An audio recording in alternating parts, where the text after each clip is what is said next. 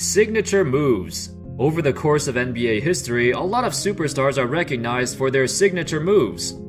I would say that those signature moves are a huge reason why they were successful in their craft. How's it going, fellas? My name's Andy, and today we're going to take a look at the top 10 most iconic signature moves in NBA history. Alright, let's get started. Number 10. Rajon Rondo's behind the back fake pass. Now, I'm sure the behind the back fake pass move was done before, but Rondo was the guy who really popularized it and made it his own. Throughout his career, he was always known for playing mind games with his opponents, and this move is basically the essence of who Rondo is as a player. He's able to pull it off really well because of his combination of large hands and a long wingspan. So he makes it more convincing when he stretches all the way behind his back, and because he's such a great passer, opponents gotta respect the pass, even if they know Rondo will do the fake. Other players recently, like Ben Simmons, have also adopted Rondo's signature pass fake. If done correctly, it's very effective. Number 9. Manu Ginobili's Euro Step. Even though there's been a lot of European players who played in the NBA before Ginobili arrived, I'd say that Ginobili definitely made the Euro Step into what it is today.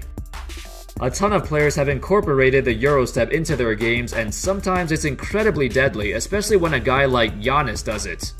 All the credit deserves to go to Ginobili for popularizing the Euro Step in the NBA. In his prime, he was known for his flashy playstyle, and the Euro Step was flashy and exciting to watch, but above all else, it's really effective. When you don't want to run into a defender and get an offensive foul, you can whip out the Euro Step and go around them. It's also good when the defender jumps up for the block, but the offensive player never goes up, and instead just goes around for the layup. It's amazing how many players use it today, but nobody did it better or made it look as cool as Manu Ginobili. Number 8. Magic Johnson's no-look pass. In the 1980s, the Showtime Lakers played the most entertaining style of basketball the NBA has ever seen. None of that would have been possible without Magic Johnson, and more specifically his incredible passes. His trademark was the no-look pass, which he used in a variety of different ways. The creativity of Magic was second to none. He was arguably the most creative passer ever, up there with Pete Maravich. Everything he did was not only great to watch, but it confused even the best defenses, and sometimes it would even surprise his own teammates. His passing tricked everybody, and it just showed that Magic's court vision was far ahead of anyone else at the time. He was always 2 steps ahead of everyone else, and before defenders could react, the Lakers already scored. I also think that Magic's height played a role in allowing him to make passes like that. Being a legit 6'9" point guard was unheard of, and he can basically see over the defense and find the best spots to pass the ball. Regardless, Magic is the greatest point guard of all time, and it's unlikely anyone would ever surpass him for that title. Number 7. Steph Curry's long threes.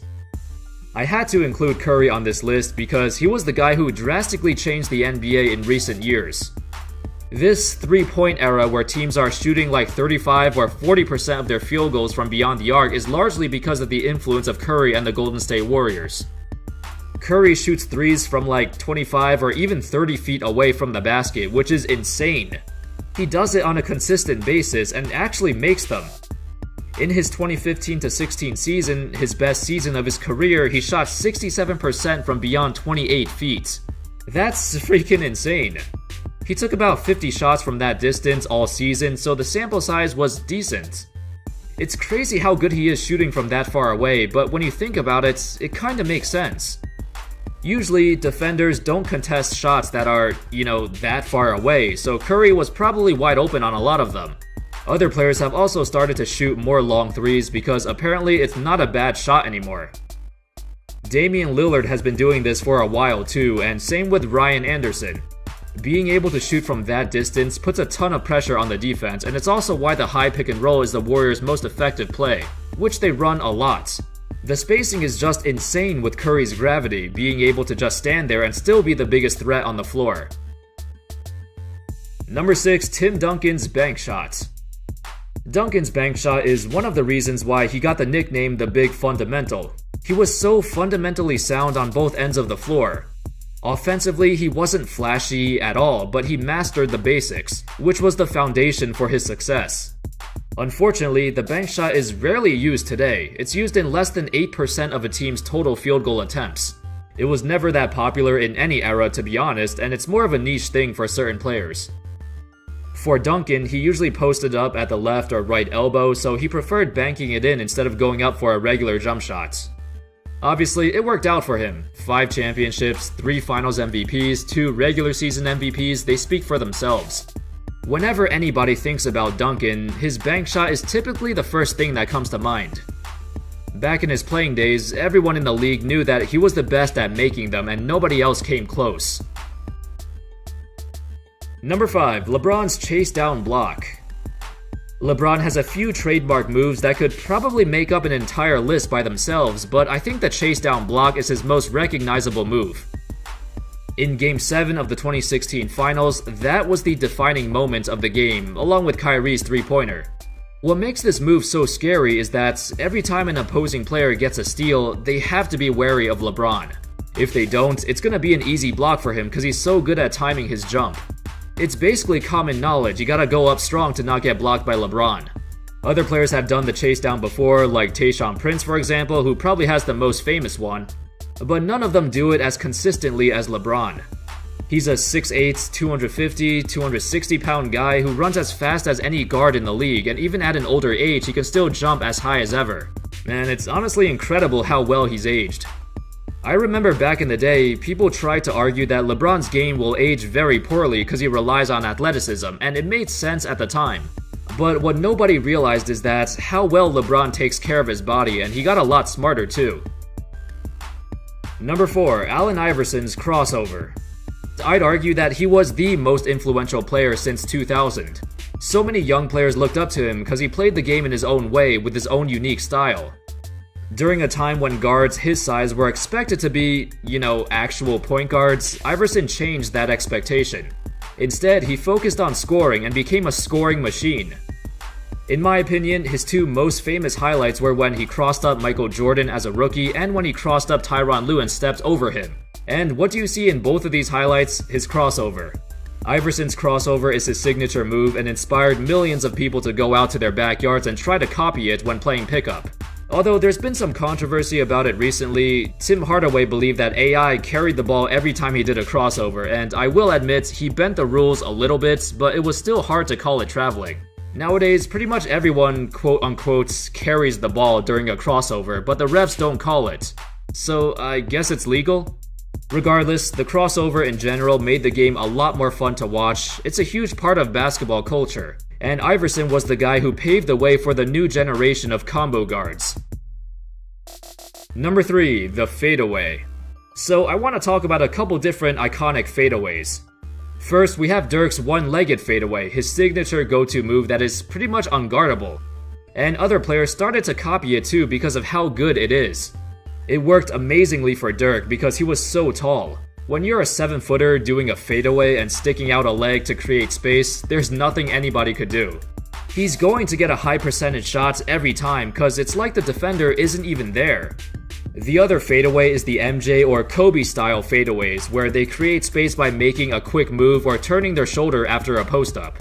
Now, what separates MJ and Kobe's fadeaways from the average player's fadeaway is that they primarily rely on their footwork and elevation when they jump. They're only 6'6" with average wingspan, so they can't just shoot over everybody like Dirk. In my opinion, they also have the most aesthetically pleasing fadeaways to watch because it's just a cool move. A mid-range fadeaway is a high-risk, low-reward shot because it's kinda inefficient, but when it goes in, it looks amazing.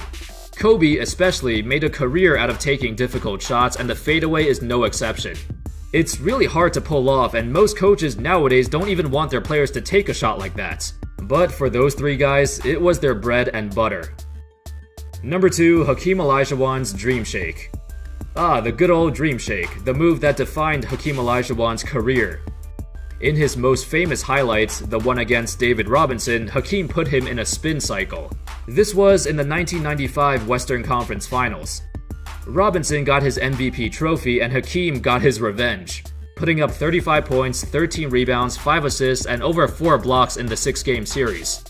It was without question the best series of his career, and he put on a full display of his Dream Shake. Hakeem is arguably the greatest post-up player in history. He was so versatile and quick. He was unguardable in the paint because he had so many moves, and if one move didn't work, he just used the next one. Hakeem has said that the inspiration for his Dream Shake was based off of his days playing soccer. He realized that soccer players had great footwork, so he incorporated it into basketball. The Dream Shake was all about footwork and instinct. A lot of superstars over the years have went to Hakeem to get some training to improve their footwork, but the Dream Shake is something that can't be taught. And that's why we'll never see another Hakeem Olajuwon. Number 1. Kareem's Skyhook. The most iconic move ever. The move that defined the career of the player who scored the most points in NBA history. The move that looks pretty basic and should be easy to replicate, yet nobody has been able to do it. And why is that? Well, firstly, Kareem was massive. He was listed at 7'2", but it's been speculated that that was without shoes on, so he'd probably be listed at 7'3", or heck, maybe even 7'4" if he played today. Secondly, Kareem's Skyhook was a lot different from the normal hook shots. When most players do a hook, the power comes from their arms. But with Kareem's Skyhook, he used mainly his wrist. This allowed him to get a lot more control when he shoots, cause it's almost like a regular jump shot. Additionally, Kareem barely moved when he did the Skyhook. He lifted up his leg and jumped a little bit, but the main idea was to focus on controlling the wrist movement to accurately hit the shot. In recent times, players try to replicate the Skyhook, but they usually end up doing this weird running hook floater thing. It looks cool, but it's inconsistent. Playing in the post in general is a lost art, as most teams are moving away from it because very few players are good enough to score efficiently from there. I doubt we'll ever see anybody else master the Skyhook, the most unguardable shot in NBA history. And that's all, folks. Those were, in my opinion, the top 10 greatest, most iconic signature moves ever. Honorable mentions to George Gervin's finger roll, Tim Hardaway's crossover, James Harden's step back. Honorable mention to Pistol Pete's elbow pass, and Jason Williams' elbow pass as well. And Kevin Garnett blocking shots after the whistle. Alright, I hope y'all enjoyed that video. Thank you all so much for watching, and I'll see you next time. Peace.